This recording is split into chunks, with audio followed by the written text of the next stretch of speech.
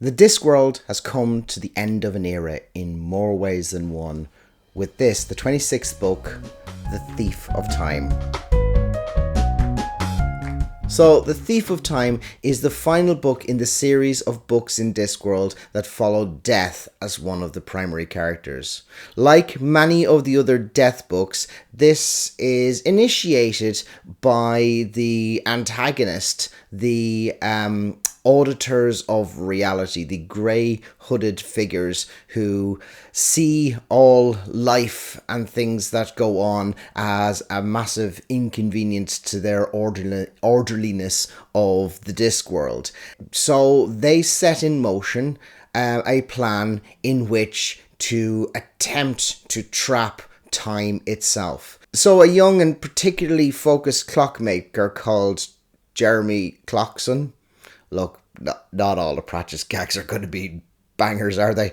Is commissioned by the mysterious Lady Lu-Tze to create a glass clock that is so accurate that it measures the actual tick of the universe. Now, for Jeremy's obsessive mind, this is merely a clock that is going to be completely accurate, but what Lu-Tze knows is that the making of this very clock is the mechanism that is going to trap time itself in a single moment for all eternity.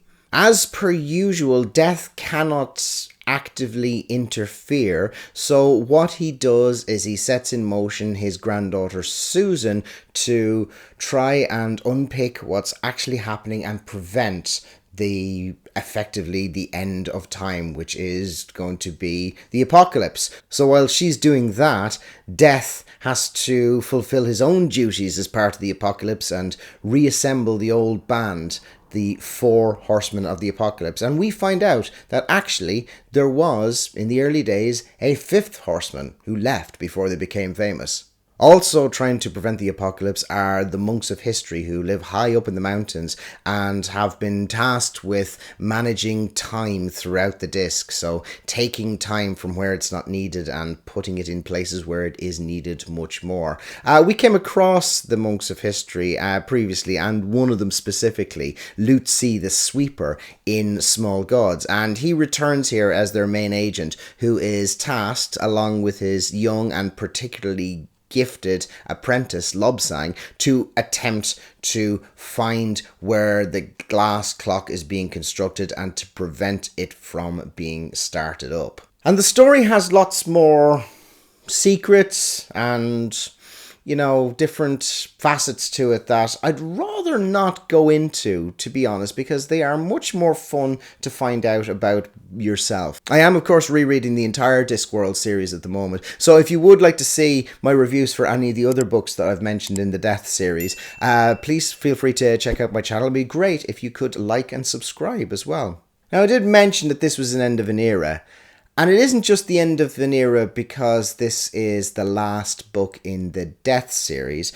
but it is also the last book that was illustrated by the longtime illustrator for the Discworld, Josh Kirby. Josh Kirby had been doing all of the paperback illustrations for Terry Pratchett's right back from Strata onwards, and has done all of the illustrations for the Discworld books up until now, even including Eric, which was a fully illustrated book.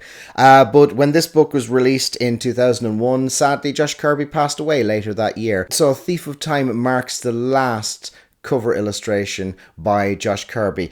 And it's fair to say Josh Kirby's illustration style was never particularly accurate to what Pratchett actually described in his work, but it had a very distinctive and frenetic style to it, which really gave a good appreciation for the tone of the Discworld stories and really made them quite distinctive. I distinctly remember seeing Discworld books standing out on the shelves in bookshops back in the 90s in a way that other books just didn't.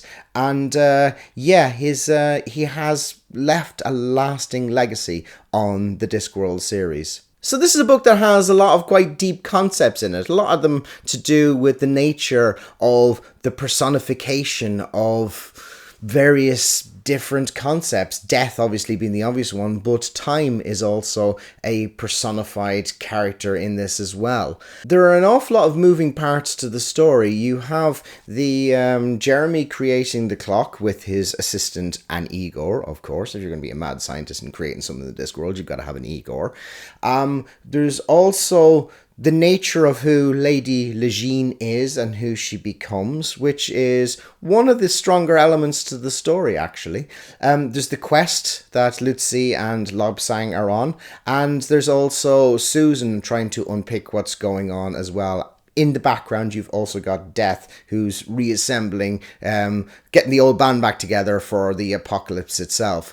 We saw the Four Horsemen of the Apocalypse before. I think it was in Sorcery, and yeah, they were a little bit underserved in this one, and we get to see them sort of fleshed out a little bit more in this and done just that little bit better.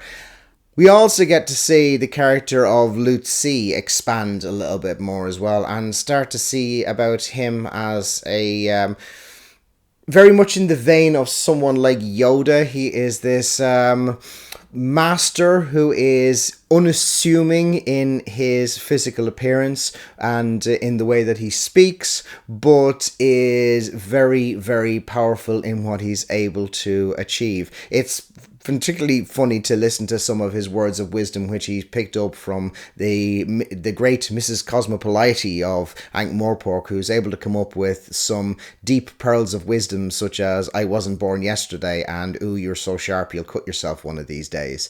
The character of Susan and her journey is an interesting one in this, because she potentially sees the possibility of finding somebody else who is similar to her with, you know, a 1 foot in the whole metaphysical and personification of concepts and 1 foot in reality as well. I won't go into that one in too much detail, but you'll get the idea of that as the story progresses.